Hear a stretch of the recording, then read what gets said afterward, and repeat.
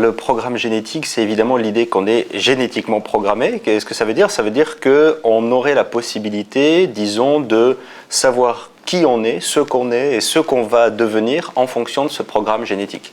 Et donc, on trouve des textes récurrents des années 60 aux années 2000 chez des biologistes, parfois chez des philosophes qui sont intéressés à la biologie, disant qu'on est génétiquement programmé. Et puis c'est une chose qu'on retrouve régulièrement dans des journaux, même récents. C'est une vision qui évoque, je pense, deux idées principales. Premièrement, une idée de déterminisme. Donc, nous serons ce que nous devons être et ce que nous devions être depuis le départ. Et d'autre part, quelque chose qui est moins connu, mais qui est tout aussi important, qui est le préformationnisme. Et en fait, Edgardo Carosella et moi-même avons essayé de montrer dans l'ouvrage que à la suite d'individus comme Suzanne Oyama ou Richard Lewontin, on a essayé de montrer qu'il y avait une résurgence du préformationnisme dans la biologie contemporaine. C'est souvent mal compris parce que le préformationnisme consiste en gros à dire que dans l'œuf, il y aurait déjà tout l'individu qui serait présent, qui serait déterminé. Mais notre idée était de dire que finalement, lorsqu'on lit que nous sommes génétiquement programmés, c'est la même idée, mais qui s'incarne au niveau de l'ADN. Et ce que nous avons essayé de montrer, c'est que globalement, tout le monde était en train de revenir sur cette affirmation du programme génétique. Mais qu'il y avait une sorte de faux consensus sur cette question. C'est-à-dire que maintenant, on dit cette question est dépassée, voilà, c'est terminé. Nous avons essayé de montrer que cette notion se maintenait en réalité dans certaines thèses contemporaines qui pourtant pensent la critiquer. Donc typiquement, nous avons beaucoup de thèses qui sont proposées aujourd'hui qui sont dites interactionnistes, et l'interactionnisme que nous avons essayé de proposer avec M. Carosella est un interactionnisme dont nous espérons qu'il dépasse un petit peu la dichotomie habituelle entre inné et acquis, par exemple. Donc voilà, cette idée de programme génétique, elle m'évoque ces deux aspects, déterminisme et préformationnisme, et je pense que pour la congédier complètement, il faut aller en fait relativement loin dans la critique, notamment remettre en question cette fameuse distinction entre l'inné et l'acquis, qui en fait est structurante dans nos sociétés contemporaines. C'est une histoire, je pense, assez intéressante qui montre que la porosité entre des sciences humaines comme la philosophie et puis des sciences dites expérimentales ou parfois dures est en fait bien plus importante que ce qu'on pense généralement. Et c'est très intéressant de voir que la notion de soi est née très récemment en réalité, en tout cas d'un point de vue philosophique, c'est-à-dire 1690 chez John Locke dans son essai sur l'entendement humain. Il utilise cette notion en explicitant bien le fait que c'est un néologisme, que c'est une nouvelle notion. Et puis dans la traduction qui est faite en français dès 1700, c'est une époque déjà de mondialisation intellectuelle, donc 10 ans après on a une traduction dans laquelle Coste, le traducteur, traduit par le soi et dans une longue note explique pourquoi il prend la même liberté avec le français que John Locke a pu prendre lui-même avec l'anglais.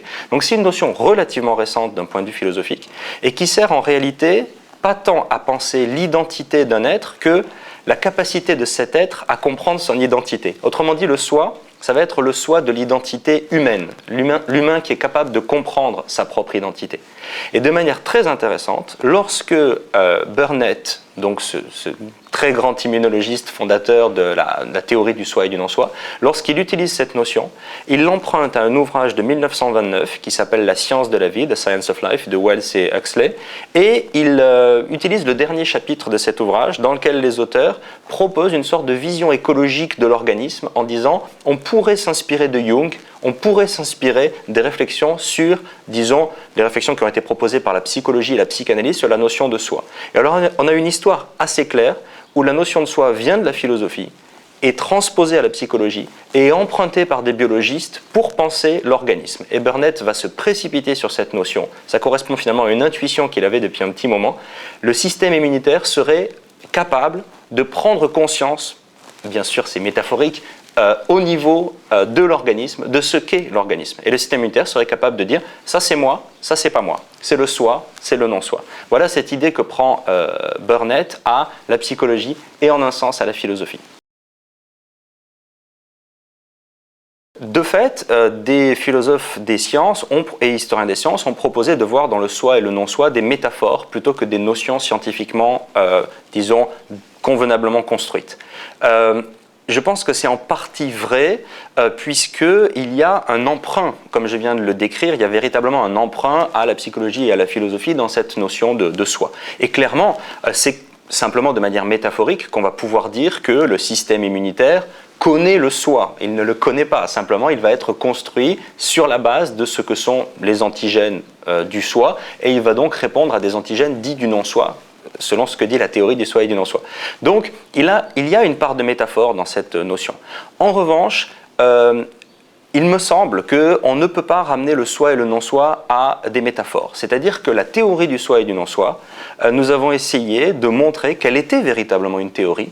Comme le disait M. Carosella, qu'elle avait été une théorie extrêmement utile et extrêmement féconde pour l'immunologie du XXe siècle. L'immunologie, pratiquement, on peut dire, s'est construite grâce à cette théorie. Donc il ne s'agit pas du tout de sous-estimer à la fois le caractère réellement théorique de cette proposition et puis son caractère relativement précis. C'est-à-dire c'est relativement précis d'un point de vue expérimental, ce qui a été proposé par Burnett.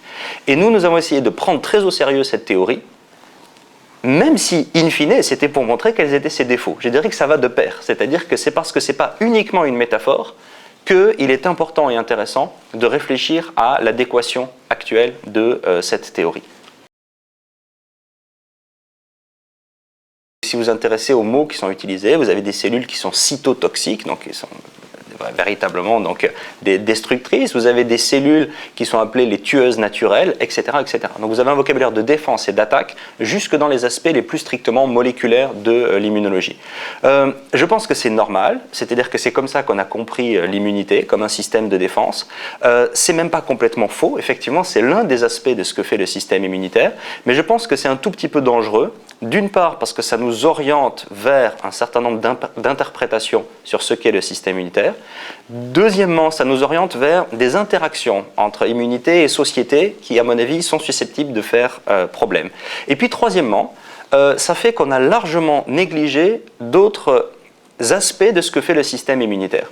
Je suis très sensible au fait que le système immunitaire passe beaucoup de temps, par exemple, à se débarrasser de nos cellules, qui sont des cellules mourantes. Les macrophages, par exemple, qui sont des cellules immunitaires très importantes, passent beaucoup de temps à se débarrasser de nos cellules, qui sont des cellules normales, simplement elles sont en train de mourir. Et la dynamique de l'organisme nécessite que le système immunitaire, pour le dire de manière très simple, fasse le ménage dans nos entités constitutives.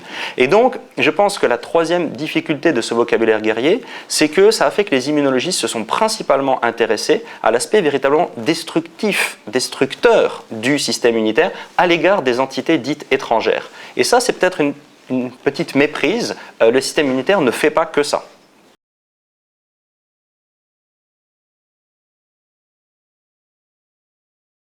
Je pense qu'il faut tenir compte de l'état actuel des choses. L'état actuel des choses, c'est que l'intrication entre le discours sur l'identité biologique et le discours sur l'identité sociale, politique et nationale est une intrication forte. Constamment, les réflexions sur l'identité politique, nationale, etc. sont, disons, imbriquées dans des questions de biologie. Par exemple, l'idée d'être inassimilable est une idée qui revient constamment, alors bien sûr dans un discours d'extrême droite, mais pas du tout seulement dans un discours d'extrême droite, c'est-à-dire que souvent on va définir les frontières, on va définir ce qui est acceptable en fonction de cette notion quasi-immunologique de que peut-on assimiler, que peut-on faire sien. De la même manière qu'on va rejeter une greffe, nous pourrions, selon certains, être en situation où tout ce qui est, disons, étranger ou excessivement étranger serait éventuellement intolérable.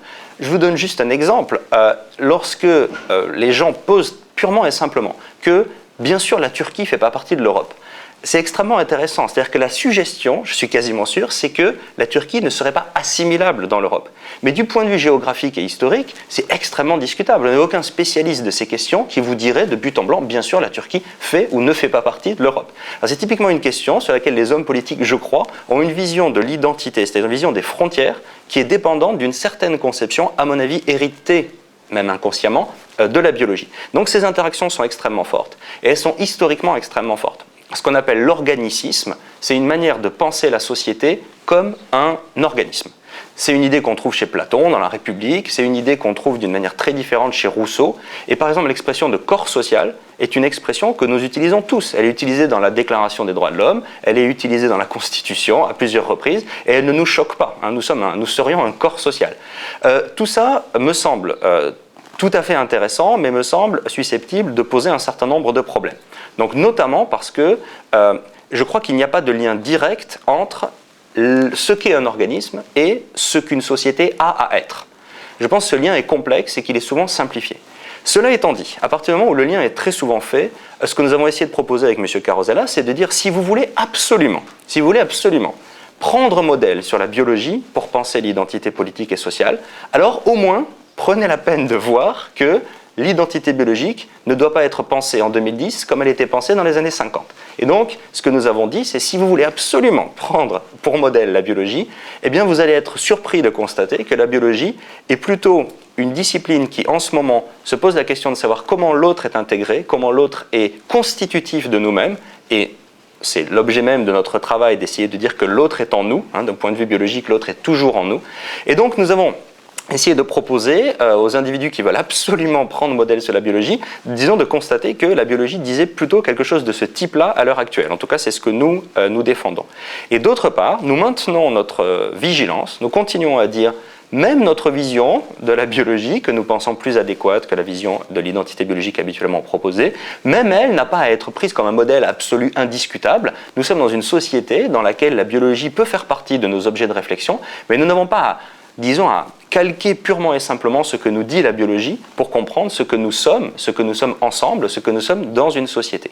Et alors le point sur lequel nous avons essayé, disons, de dire qu'il fallait faire bel et bien un lien, c'est lorsque on va en amont. Ça veut dire quoi aller en amont? C'est que lorsque vous vous intéressez à l'identité biologique et à l'identité sociale, vous constatez que très souvent, il y a une sorte de socle, une sorte d'idée commune au fond de ces deux idées, qu'on peut appeler métaphysique, si on veut utiliser un terme philosophique peut-être excessif, mais qui est simplement une manière de dire comment on conçoit les êtres, comment on conçoit habituellement les êtres.